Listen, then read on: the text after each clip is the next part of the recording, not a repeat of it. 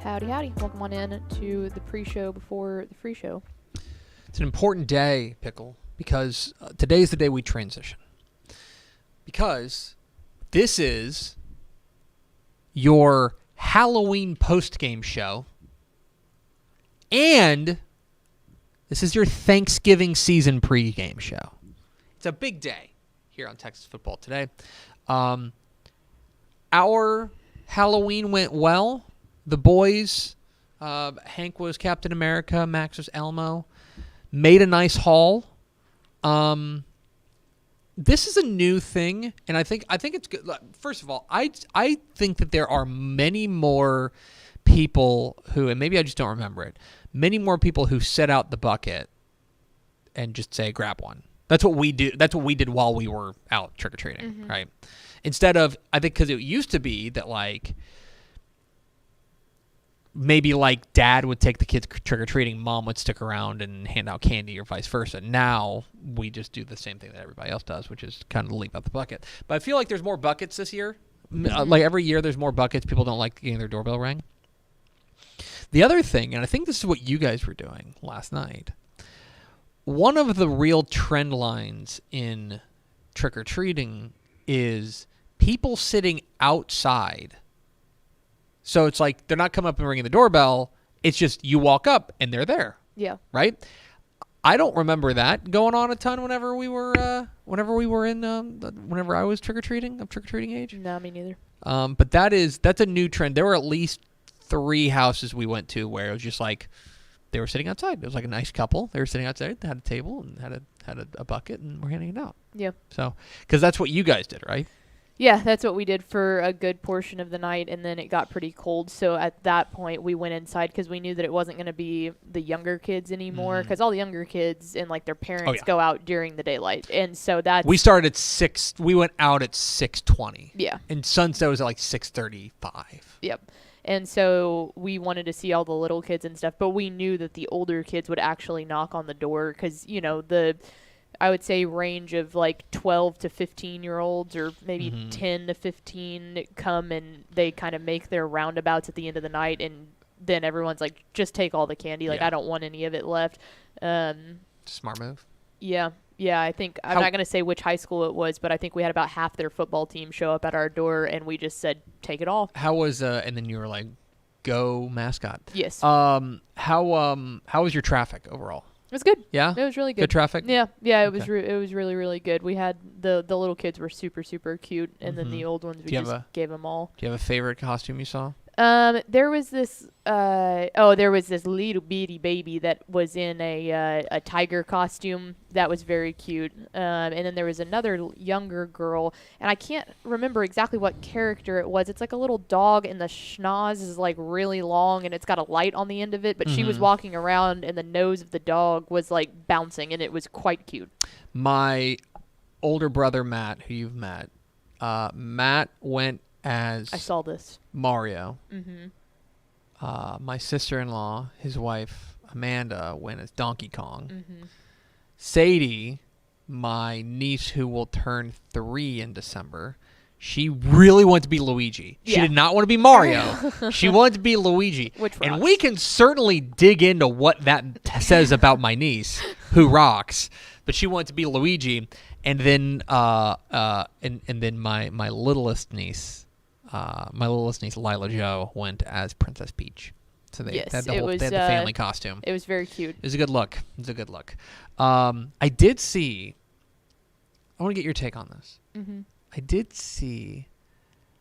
Because look, I'm not here to police trick or treating. If you want to go trick or treating, go trick or treating. I did see a trick-or-treater on an electric scooter with AirPods in. Oof. And and very clearly had the pillowcase, not the like he's in it for volume. Yes. Right? I think I'm out on that. Yeah. I think you got to be walking. Like Max rode in a wagon for a lot of last night. Yeah, a lot of little kids. Whatever. He's 1.5. Yeah. You know what I mean? He was trying to keep up with Hank, but like he's in a wagon. Happen. We're going a long way. Other than that, I think I'm out on the. At that point, we need to have a conversation about your trick or treating activities. Yeah. We had one kid that was probably maybe like 11. Walks up, rings the door. Mallory had the bucket at that point. And, no, I had the bucket. And he very much was not necessarily dressed up, did not want to be, was literally just going around for the candy and did the same thing. And at the end, Mallory just goes, Happy Halloween! Like, really nice. And the kid just goes, and then walks away. And I was like, you okay? Yeah. Okay. You gotta be. This kid was at least had some semblance of a costume on. Yeah, it's cute when like the little kid gets nervous and they don't say thank you, but they kind of smile. You know, like that's cute. This kid was like, shut up. Do not say Happy Halloween to me. Yeah, a big dad line last night was, "What do you say?" What do you say? Yep. You know. Anyway, Happy Halloween and Happy Thanksgiving season. We made it, folks. Let's roll. Hit the theme, Expo. Pickle. Hit the arrow sign.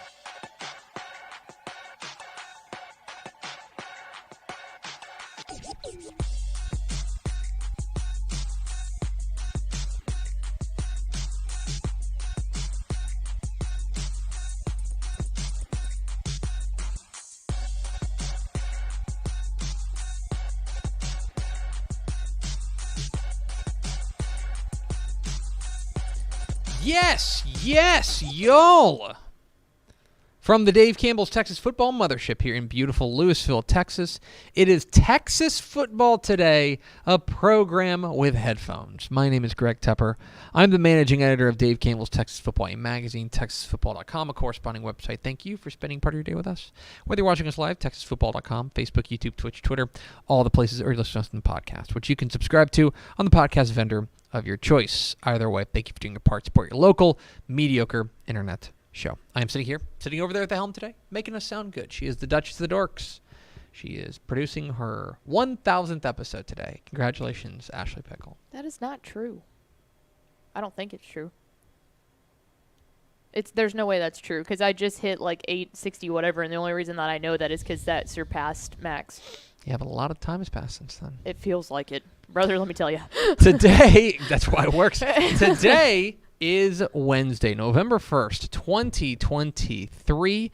It is 23 days till Thanksgiving, 22 days till Thanksgiving. Oh, 3 weeks go. from tomorrow, baby. It's Some Thanksgiving numbers are the season. same. Happy birthday, R.I.P. Lil Peep is episode 1683. On today's show, folks, we got a big kickoff. Normally we do This Week in Recruiting first. We're going to save that for last. We're going to save that for after our big announcement off the front, because we have the pleasure of announcing the class of the 2024 class for the Texas Sports Hall of Fame. Let's go. We'll be announcing that here momentarily, and we'll talk to the curator, Jay Black, about their decisions, and we'll hear from one of those inductees. How about that? I can't tell you who it is because I haven't announced it yet. It's still embargoed. Anyway, we'll get to that coming up here in just a moment. Do we have first four through the door? We sure do. It was, let's see, Daniel Agnew, Ruben Hernandez, jersey number 69, and Vincent. Big V. Anyway, thanks for spending a little bit of your day with us. All right, Pickle. It is time for a big announcement here on Dave Campbell's Texas Football, because we have partnered with the Texas Sports Hall of Fame to announce the 2024 class. The Board of Trustees of the Texas Sports Hall of Fame are pleased to announce the 9 selected individuals who will be inducted into the Texas Sports Hall of Fame on April 13th, 2024. The newest group of inductees includes 2 NFL football players, 2 college football coaches, 2 track and field coaches, an Olympic softball player, a Negro League and Baseball Hall of Famer, and a former Texas State representative. Let's That's go. a nice tease, right? That is there a you good go. tease. Good tease. All brought to you by our friends at Texas Farm Bureau Insurance. Yes, thanks to our friends at Texas Farm Bureau Insurance for sponsoring this. The class of 2024 was selected by ballot through a statewide selection committee. Votes from Texas Sports Hall of Fame members, inductees, board members, and selection committee were tabulated by simply voting. The newly elected inductees of the class of 2024 are as follows: Jamal Charles, Andy Cooper, Judge Roy Huffines, Barbara Jackett, Mike Leach, Colt McCoy, Jackie Sherrill, Bubba Thornton, and Krista Williams. Let's go. The class of 2024 for the Texas Sports Hall of Fame, the 63rd annual Texas Sports Hall of Fame induction banquet presented by Texas Farm Bureau Insurance, will be held in the base at Extraco Event Center in Waco, Texas, on Saturday, April 13th. 2024. You can get tickets and find out more about sponsorship packages for the Hall of Fame induction banquet by going to tshof.org/induction or by contacting our friends at the Texas Sports Hall of Fame. Let me tell you a little bit about these inductees. Jamal Charles, the Port Arthur product, went on to become a star at Memorial High School before playing at the University of Texas, a dual sport athlete competing in both football and track and field. He was a true freshman on the 2005 national championship team and ended up ranking 5th in single season rushing touchdowns, 5th in career rushing touchdowns, and 4th in career rushing yards. He was drafted by the Kansas City Chiefs and became a 4-time Pro Bowler. Andy Lefty Cooper played baseball at A.J. Moore High School and eventually went on to play at Paul Quinn College in Waco. The Negro League All-Stars pitcher and manager, played primarily for the Detroit Stars and the Kansas City Monarchs. 1923, he had a 16-7 record and was known as one of the greatest pitchers in Negro League history. Judge Roy Hofheinz, a state legislator at age 22, a Harris County judge at age 24, and the mayor of Houston at age 40, Hofheinz played an instrumental role in bringing baseball to Houston. Barbara Jacket, from 1965 to 1991, Jacket coached the women's track and field team at Prairie View A&M, earning 10 NAIA titles. Under Coach Jacket, she also led the men's team to 2 SWAC Outdoor Conference championships. She was named the SWAC Coach of the Year on 23 occasions and NAIA Coach of the Year on 5 times. Mike Leach, known as the Pirate, was born in California before taking over the college football world, took his first head coaching job at Texas Tech at the end of the 1999 season, and from 2000 to 2009, Leach led the Red Raiders to 10 consecutive winning seasons and 9 bowl appearances, with 5 wins in those bowls. He left Tech as the winningest football coach in program history.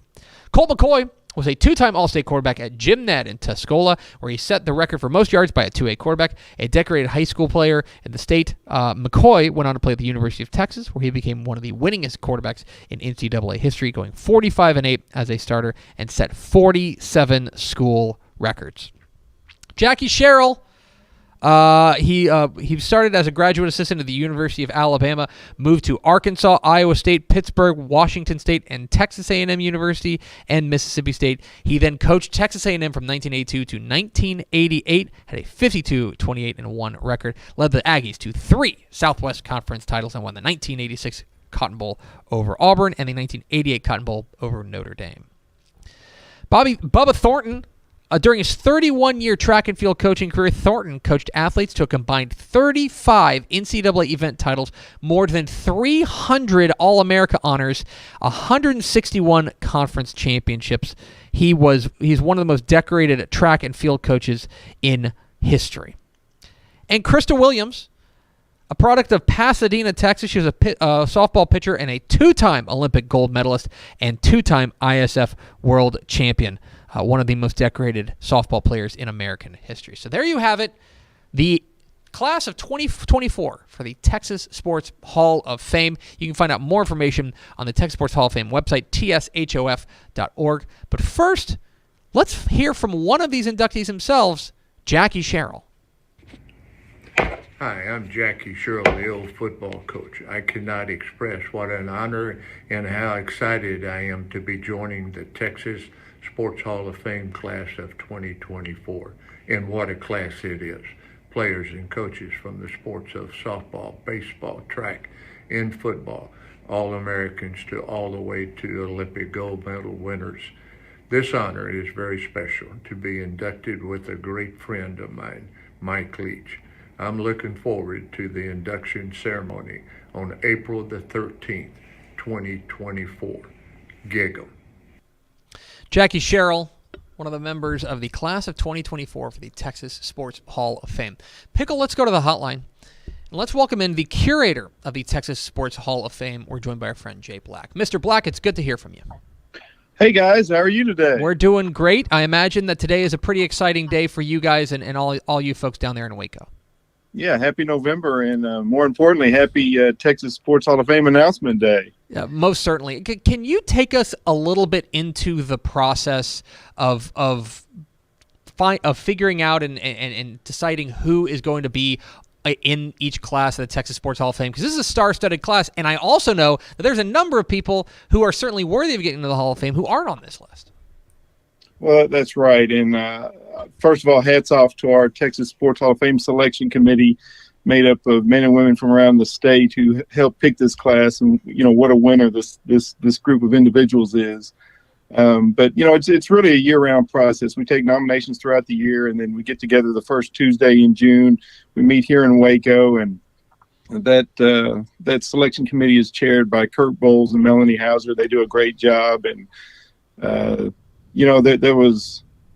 this ancient library in Alexandria, Egypt, where all the world's knowledge was kept. And I feel like I'm walking into that place sometimes when I go in the room with all these people like Brad Sham and Kevin Sherrington and Shereen Williams, and I could go on. But it's really a team effort to select a class every year. The other thing that I notice about this class, and I know that that's a characteristic about all of the classes of the Texas Sports Hall of Fame, is there's a great diversity of sports. There's a great diversity of eras. There's a great diversity of parts of the state and contributions to sports. Is that a I imagine that's a feature and not a bug of this class, is that you have all sorts of different accomplished athletes and coaches from all different walks of life.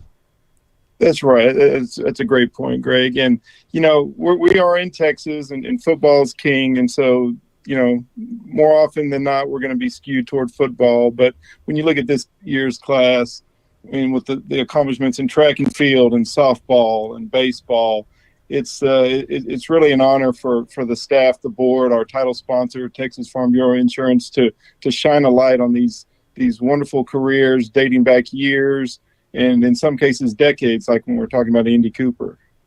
And finally, the Hall of Fame induction banquet is going to go down April 13th, 2024, down there in Waco.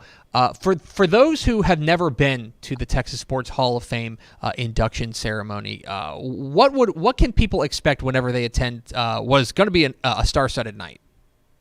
Right. And, a lot of times people are surprised by the people they're sitting next to in the banquet hall, and maybe the people they get to meet and visit with who are not being inducted, who are already members of the Hall of Fame, at the reception we have here before the museum that's open to the public as well. So, we've been doing this for a while. We try and put on a good show, and I think we've been able to do that the past couple of years. He's Jay Black. He's the curator of the Texas Sports Hall of Fame as they announce their class of 2024, which will be enshrined at the Texas Sports Hall of Fame on April 13th. Jay, we appreciate your time, sir, and we'll see you in April in Waco. Thanks. We'll save a seat for you. Absolutely. Thanks. There he goes. Jay Black, the curator of the Texas Sports Hall of Fame. Exciting day for the Texas Sports Hall of Fame as they announce their class of 2024. And, of course, the banquet presented by Texas Farm Bureau Insurance going down April 13th down there in Waco. For more information, visit tshof.org. Big class down there. Yeah, really, really cool. And yeah, if you've never been to their induction ceremony, it is a very cool event. I went down there a few years ago when Larry Johnson got in, and I got to. I mean, they're right there. You're just, they're right there. They're not the guys that were on your TV for years. No, they're just like right there. I'm like, oh, it's Grandmama. Yeah. You know what I mean? It's the guy from Space Jam. But anyway, it's an awesome event, and if you can, but by all means, please get down to Waco in April for the Class of 2024 induction ceremony presented by Texas Farm Bureau Insurance. And thanks to our friends at the Texas Sports Hall of Fame. We are Texas Football Today. We're here every weekday at noon on TexasFootball.com, talking football in the Lone Star State. You can follow us on Twitter at DCTF, like us on Facebook, Facebook.com/Dave Campbell's. Follow us on Instagram, Instagram.com/Dave Campbell's. And, of course, see us at TexasFootball.com. Coming up here in just a moment. Grev. Speaking of star power, we're bringing in Greg Power for This Week in Recruiting. But first, a word from these goods and services. Born and bred in Texas hits a little different, as it should. Texas loves doing business with fellow Texans. VCR Now takes its Texas roots as seriously as its many partnerships with schools and universities around the state. It's also why we're so proud to promote our brand in the pages of the Texas Bible, Dave Campbell's Texas Football, and on the airwaves of Texas Football Today. Driven by producing quality broadcast video, state-of-the-art audio, and LED video scoreboards at affordable prices, VCR Now makes sure to listen to your needs in its athletic department before recommending the next best steps. Building great products is our business, and it's our focus on building meaningful, long-term partnerships with our clients that sets us apart. From our 24/7, 365-day help desk, the training lab in our hometown of Red Oak, or our sports marketing business plan that puts money back in the hands of our athletic departments we support, VCR Now is built to last. Reach out to us today at info@vcrnow.com or by calling 855-GO-VCR-NOW. Again, that's info@vcrnow.com or by calling 855-GO-VCR-NOW.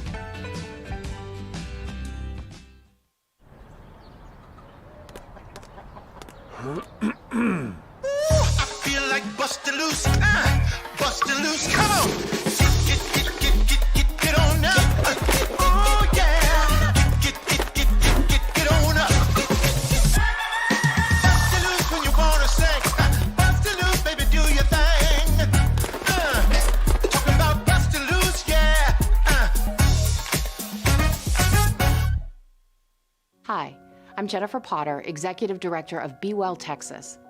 Too many people are struggling alone these days, and alcohol and drug deaths are increasing. We started Be Well Texas to offer high-quality, science-based addiction treatment and recovery services anywhere, even at home. We provide compassionate, caring support virtually or in person. In many cases, there is no cost for treatment if you don't have insurance. Really. Welcome to Be Well Texas. We're glad you're here. Ashley, we just got done celebrating the Texas Sports Hall of Fame class of 2024. It's a loaded class. It is. I think you would agree. There is an unbelievable amount of just luminaries in that class. This is true. I can't. I'm Greg Tepper. That's Greg Powers. This is This Week in Recruiting. It's This Week in Recruiting with Greg Powers, our Director of Recruiting here at Dave Campbell's Texas Football, and our luminary. Follow him on Twitter at GPowerScout. He's fine work at TexasFootball.com/recruiting. And, of course, this is brought to you by our good chicken friends at Chicken Express. Chicken Express. When you want some chicken, Go. go get some chicken at Chicken Express. That was like a Dying train for some wreck. Chicken Express. That'd be great. Today's Yeah. a great day for Chicken Express. When the weather starts to get cold, it's even better. It's weird. It's weird because, like, now first, certainly, like, my brain is just wired in a specific way that I crave Chicken Express all the time. I wonder why. Right? But you're right. When it's cold, I'm like, man, I want Chicken Express. And also, when it's in the middle of summer, I'm like, man, I want Chicken Express. We need to create a serendipity zone. Yeah, like, what's the perfect Chicken Express weather? Yeah.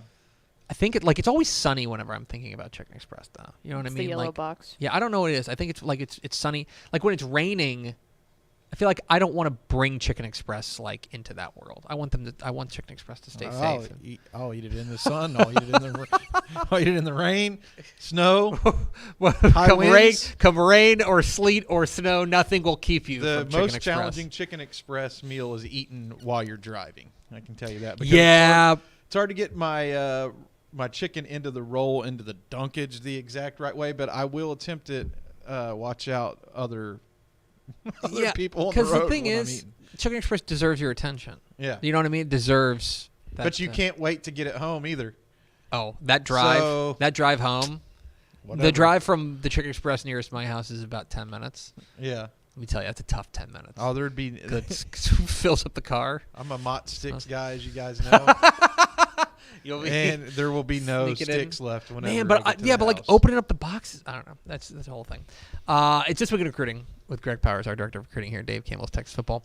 Let's start with our prospect on the rise, Powers. Let's start with Magnolia, 2024 guy, athlete, senior star, Hunter Andrews, who in the newly rejiggered, often imitated, never duplicated DCTF Rising Hot 100 is in the DCTF Rising Hot 100. Yep. He's been committed to Utah for quite a while, but he got an offer this week from Texas A&M. Big offer. And now, going to be very interesting to see what he does, because let me tell you, he's a playmaker. Yeah, well, this is one of the tapes as we went through the Hot 100. This last update, we sat and watched some of the guys who I thought were like big movers, having big years, and this was one of them. And I think the whole office enjoyed his highlight tape and vouched for him moving into the Hot 100. He always looks like he's shot out of a cannon. Like mean, he's always he's just like boom, gone. Like one step and go. What'll be interesting to see is like how Texas A&M envisions him within their offense and other colleges too. I think he could be a multi-dimensional offensive weapon who could be like a guy that you line up like this, like as an H-back or slot receiver or in the backfield, whatever you can do to just move him around. I can't help but think about some Christian McCaffrey-esque qualities about his game. Do you know who he? And this is certainly like there's major differences in their game. Savion Red at Texas. Yeah. Like how they're utilizing Savion Red, where it's like we have a Savion Red package, where it's like Right. we bring him in, he takes the direct snap, he can run, he can throw, he can do a little bit of everything. I wonder if that's the best use for him of just like, all right, like you're a special player, we're going to make a special package for you. He's shiftier and runs with the lower pad level than he should at 6'2", 215. And for a guy who's could realistically project as a running back at many P5 schools, he's got longer arms and is a better pass catcher than he should be. He's a star. Hunter Andrews, longtime Utah commit, but was in College Station this past week. So There's a battle brewing. Keep an eye on that. Let's continue on to our commit of the week. Our commit of the week is Beaumont United tackle Weston Davis. DCTF 4-star, the number 2 tackle in the state of Texas. He had been committed to Texas A&M for quite a while, but this past week flipped his commitment from Texas A&M to LSU, which joins another big-time playmaker in Southeast Texas, Draylen Miller, who did the same thing. Big pickup for LSU. This is a guy who'd been kind of quote-unquote off the board for a while, but he is now going to take his talents to Baton Rouge. Well, one quick note. Draylen Miller did decommit from Texas A&M, but he hasn't made a commitment anywhere yet. Sorry. So- I drew that connection. I apologize. Miller I think he has a visit coming up with Colorado. Oh, is that right? Yeah, I think it's next weekend maybe or the weekend after that. It'll be interesting to see how that recruitment shakes itself out. Like he's one of the top guys. But shifting it back to Weston Davis, huge pickup for LSU. And while the news was a little bit positive potentially for A&M on the Hunter Andrews front, bad news on the Weston Davis front because they lost their highest rated offensive lineman in this class, a guy who has true NFL tackle upside. He's got raw potential, right? Like that's what I love most about his game is he's not a finished product by any means, and I say that in a good way, right? Like he's still got room for development and room for growth, not only with his techniques, but in the weight room as well. There may not be a prospect in this class, regardless of position, who has a higher upside than Weston Davis, and that's really saying something because this class is pretty stacked. LSU got a good one in him. Yeah, Weston Davis flipping from A&M to LSU. It's This Week in Recruiting with Greg Powers, our Director of Recruiting here at Dave Campbell's Texas Football. Get involved in the conversation, hashtag TF Today. Let's continue on to our underclassman of the week. Our underclassman of the week is wide receiver Dalen Singleton, DeSoto's junior wide receiver who put on a show in their win over Duncanville, and he is the subject of this week's Dave Campbell's Texan Live Spotlight. He's in the shotgun, trips wide receiver set to the near side. He's going to go play action on first down, immediately going deep. Over the top catch is made. 20, 10, 5, touchdown, Dalen Singleton. Again, just under 8 minutes left to go in the opening quarter as Duncanville now kicks off back to DeSoto. And this is the man who caught the 76-yard touchdown. Singleton on the return, and Singleton finds room. Singleton turns on the Jets. And he's going to go all the way. Touchdown, DeSoto Eagles. Goes Duffy. So makes it a gain of just a few to set up a third down and forever for DeSoto. Bailey drops back, pressure coming his way. Can't get away from the sack that time. No, wait, they're going to say he stayed up. He throws it over the middle. Pass is complete to Singleton. And Singleton gets it up past the 40 to the 42-yard line. They're about 3 yards short of the first down marker. DeSoto, we've got a fresh set announced for the Eagles as DJ Bailey wants to go deep, looking for Singleton. He's got the catch, and he's going to walk into the end zone. Touchdown, DeSoto Eagles. Dalen Singleton of DeSoto, 6 catches, 179 yards, and 2 touchdowns receiving, plus a kickoff return for a touchdown. The SMU commit is a DCTF 4-star, and I will just say this. If I'm SMU, I'm calling him every day. And I'm just like, hey, bud, just checking in. Yeah. I want to tell you that I love you. I think that's against violations. Nah, there's no rules. Like anymore. a lot of violations. There's no actually. rules anymore. You can spy on sidelines and stuff like that. It's great. This guy's a dude. He's a freak, and it took one game because their first game was against Allen. Mm-hmm. I think he scored on the third or fourth play of that game.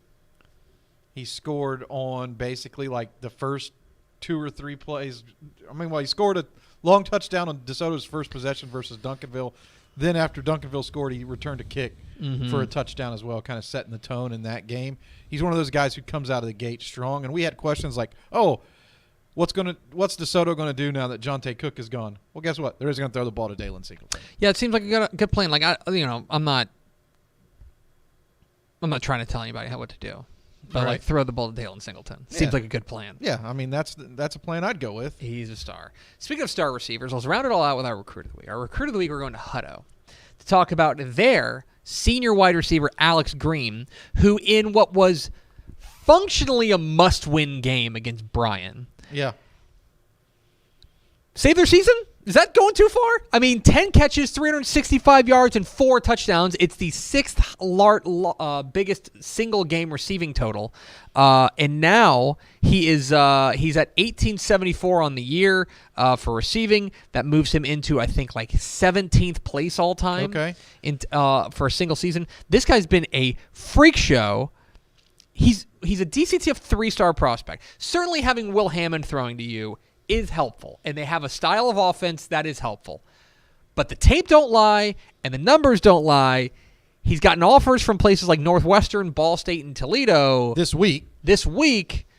I think he's going to start heating. I think the secret's out about Alex Green. Well, I'm going to mildly pat myself on the back. He was a DCTF 3-star before the season started. Here we go. Yeah. Before the season started. No, but Green is really good. He's a technician. He's the band that you were into when they were playing in small clubs. Yeah. He is a route technician, really understands how to get separation at the top of his route, and 10.79 100-meter speed helps that out a lot. You mentioned that he has a good rapport with Will Hammond, who is going on to play at Texas Tech. Well, Alex Green's going somewhere to play in college as well, and deservedly so. He's on a historical run this year, and it'll be interesting to see he at least has – there is potential that I think – you can correct me. I think there's potential that Hutto could still miss the playoffs with a loss. I think it's Great I question. think. They have Weiss this week. So they're guaranteed at least one more game. I expect that Green will move into the top 10 because you said he's number 17. Yes. Those rankings must be pretty stacked in between 1875 and 1950 on receiving yards. Hutto's in. They clinched a playoff spot because the worst they can do is tie Bryan. Okay. And they beat Bryan. And they beat Bryan. So that gets them in. So that he will have at least 2 more games. And so you're talking about a guy that if he can go crazy, so the single season record is Marvin Mims in 26-29. Yeah. Okay. 2600. That's a long stretch. They would probably need to win a playoff game. Unless he pops off for 365 Each game, 2 more times. Yeah, 2 more times. Which who am I to doubt Alex Green? The That numbers was 10 catches for 365, by the way, for a 36.5 average. So the numbers right now: 90 catches, 1874, 20.8 yards per catch for a season. On 90 catches, That's almost sick. 21 yards a catch. He's averaging 208 yards per game. He's got 19 touchdowns. Jeez. This guy's been unbelievable. Alex Green. He got those 3 offers this week. I'm going to go out on a limb. Will not be his final offers. Was easy selection. I like it because Yeah. I'll be honest. Recruit of the week is the toughest one to pick. Right? Recruit of the week is the toughest one to pick because you could go in so many different angles. Yeah. Is it going to be an underclassman that's picked up big P5 offers? Is it a guy that has a breakout game? Or did somebody make All-American status, something like that? Well, when you go for 365, decision is easy. I didn't have to debate on who it should be or who should be the recruit of the week, it's Alex Green by a mile this week. Like commit of the week kind of books itself. You know what I mean? Well, It's the like, offers were like a bonus. yeah, exactly. Alex Green, a name to know down there at Hutto, and he's putting up video game numbers and is probably starting to rise up recruiting boards across the nation. One guy who stays on recruiting boards across the nation is Greg true. Powers, our director of recruiting here at Dave Campbell's Texas Football. Follow him on Twitter at GPowersScouts. He has fine work at TexasFootball.com/recruiting. You want to stick around for final thoughts? Let's do it. Okay. We're Texas Football Today. We're here every weekday at noon on TexasFootball.com, talking football in the Lone Star State. You can follow us on Twitter at DCTF, like us on Facebook, Facebook.com/Dave Campbell's. Follow us on Instagram, Instagram.com/Dave Campbell's, and of course, see us at TexasFootball.com. Coming up here in just a moment, an explosive episode of Final Thoughts where Greg Powers gives us his top 3 Halloween candies. But first, let's hear from our partners. Dave Campbell's Texas Football is proud to partner with First National Bank of Omaha to present the Dave Campbell's Impactful Leadership Award presented by FNBO. The weekly award will recognize 10 influential Texas high school football athletes who are leaders both on and off the playing field. Congratulations to this week's winner of the Dave Campbell's Impactful Leadership Award presented by First National Bank of Omaha. To read more about what makes this week's recipient such a great leader, visit TexasFootball.com. Dave Campbell's Texas Football is proud to partner with Sport Tyler to award the Earl Campbell Tyler Rose National Player of the Week, which recognizes the top offensive player in Division I college football, who also exhibits the enduring characteristics that define Earl Campbell: integrity, performance, teamwork, sportsmanship, drive, community, and tenacity. In addition, each honoree must be born in Texas, graduate from a Texas high school, or play at a Texas-based junior college or Division I Texas college. It all leads up to the Earl Campbell Tyler Rose Award, announced in January. Congratulations to this week's winner of the Earl Campbell Tyler Rose National Player of the Week. For more information, visit earlcampbellaward.com. Let's go over to Ashley Pickle for America's second favorite segment, Final Thoughts. ROF coming up at 2 o'clock today. That's Republican football, our college football show. Yeah.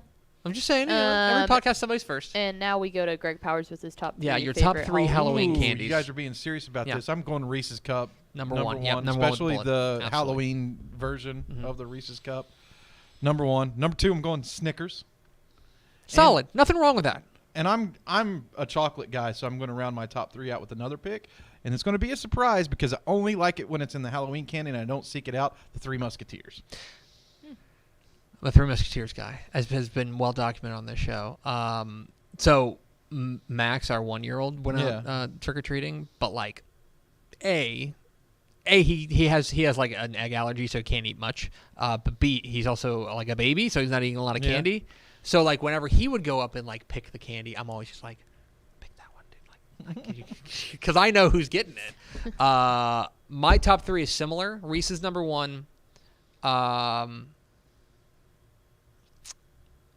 going to go Crackle number 2. Okay. I love me a Crackle. Crackle could have been in there. It's a good it's a Crack- solid. Yeah. You're only going to eat it at Halloween. Oh yeah, absolutely. I don't even know if you can buy a Crackle in the store. they That's don't not make- like the mini ones. They don't make full size. Okay, that's what I Doesn't exist. Yeah. I've looked. I've called the Hershey wanted a company, full-size the Crackle? Nestle company. Yeah, I want the full size Crackle. I want an entire like giant. I want like the oversized. Remember when you had to do Yeah. fundraising at your school and you could win like the 5-pound Box chocolate bar? Crackle. I wanted just a giant thing of Crackle. And yeah, I might go Three Musketeers on number 3. I might See, do like that. I like Halloween though because you have a chance to branch out and eat some different I know. candies that you wouldn't normally eat. Like, I mean, when was the last time you had a box of Nerds? It's a great point. I You haven't know had a what I box mean? of Nerds Like, in a minute. you hadn't had a box of Nerds in a long time, and now that you have 2 kids, you have that opportunity. It's right in do. front of you. Yeah, I'm going to go rifling through my kids' buckets when I get home. It's going to do it for us. Thanks for spending a little bit of your day with us. Follow us on Twitter at DCTF. Like us on Facebook, Facebook.com/Dave Campbell's. Follow us on Instagram, Instagram.com/Dave Campbell's. And, of course, see us at TexasFootball.com. Thanks again to Jay Black of the Texas Sports Hall of Fame for being our guest. For Ashley Pickle and Greg Powers, I'm Greg Tepper. Can you point to the thing? Vince Young, please get your Player of the Year trophy. We'll see you tomorrow on Texas Football Today.